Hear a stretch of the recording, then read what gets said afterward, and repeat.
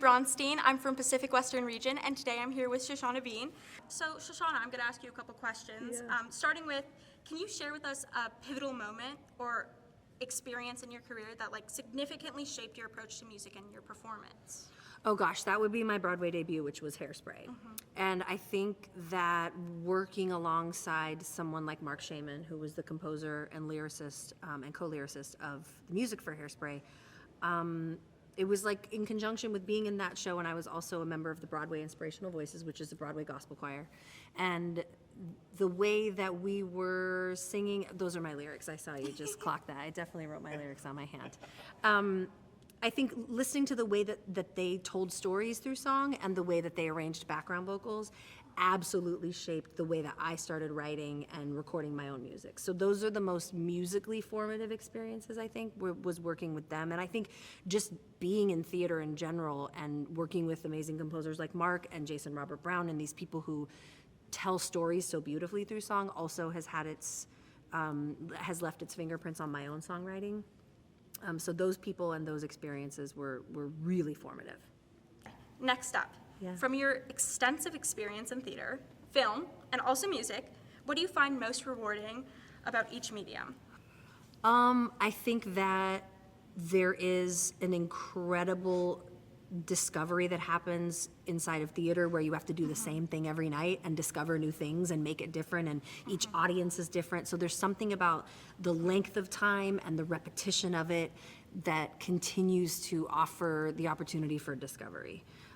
And just the fact that I live to perform, to be able to do it every night, 8 times a week, is my favorite part about live theater. And also that it's live and anything can happen, and I love maneuvering in those circumstances, and I love what I have to do to sort of prepare my body and maintain those 8 shows a week. It's like, being sort of like a long distance runner, an Olympic athlete in a way, and I really enjoy that. I think that starting in theater and being a musical theater singer and learning that catalog, again, helped me be a better songwriter, or it definitely it made my songwriting very much story driven.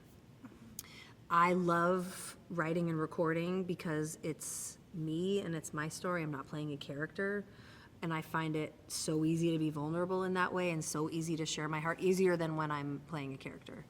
And being in the studio is probably my favorite place to be. They say that wherever you can lose track of time and not know what time of day or how many hours have gone by is where your zone of genius is. And for me, it's the studio. What's your favorite recording studio? In what city? In LA, East West. In LA East West, it's got incredible history. Frank Sinatra recorded there. We did my 3rd album there. We mixed my 2nd album, did my 3rd album there. And there's magic in those walls. So good question. What about spontaneity? What's the most spontaneous thing you've done on Broadway? I think I'm spontaneous every night. I try to be. But I think usually it comes out mostly in my singing because that's where I'm the freest, I guess. That's so lovely. But again, I love when shit goes wrong. It's my favorite. I learned how to navigate that. I did this crazy show we were talking about earlier in Las Vegas called Peep Show, and it was the first time that I had to sort of be an MC kind of, and we had to bring people up on stage and in the moment deal with all kinds of Vegas people. And Vegas people. I'm just gonna lump them into a generous category. And it got me really adept at maneuvering whatever is thrown at me. So I like when stuff goes wrong. That's so cool. And it gave you skills that you can use for the rest of your life. That's right. Everything feeds everything. Everything's connected. That's right. You're so wise for your very young age. Thank you. I appreciate it. I'm an adult now. So. Yeah. Oh, you are? Yes. I'm How old are you? I'm 18. Oh, you're very wise for your very young age. I stand by my statement. Yes.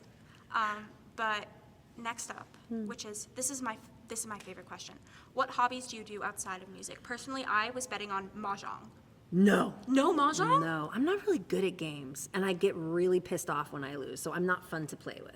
I'm competitive, but I literally always lose, so it's not fun, and then I pout. So not mahjong. Give me another 20 years, please. I have a golf line for women that I started, a golf clothing line for women that I made with my own hands. It's upcycled, it's pre-owned vintage pieces, and I sort of like reimagined them and added things to them. So that's my biggest hobby. It's been really fun. I mean, it turned into a business, but it's really fun. And I like golfing, and I love yoga, and I have 2 dogs, so I like going to the park with my girls, and yeah. That's awesome. Thanks. I'm really also, I love yoga. Yeah. And I've looked at your clothing line, and it seems really, really comfortable. Thank you, it is. Have you thought about more of the sustainability, like, through your brand? Because if you're using upcycled and vintage stuff, that's awesome. That's why I did it, because we were actually gonna create the line from scratch and like original designs and like source and create the right materials that are breathable, and in doing the research, and especially being from the Northwest, where the planet and sustainability and taking care of the planet is really important to us. It was important to me that the line reflect that, and it was surprising to me how difficult that is and how expensive that is. And then again, in doing research, we found that fashion is like one of the largest polluters of the planet for a number of reasons.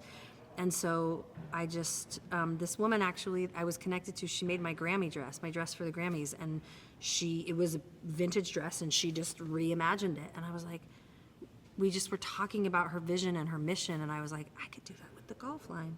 So I just started like buying pieces off Etsy and eBay, and like buying patches and sort of like putting the vision together. But the whole point was, how can I do this sustainably? You know, golf is an outdoor sport. Like, we don't get to do that if we trash this planet. So Is every piece that you make, is it different? Does it have? yes, they're all one of a kind.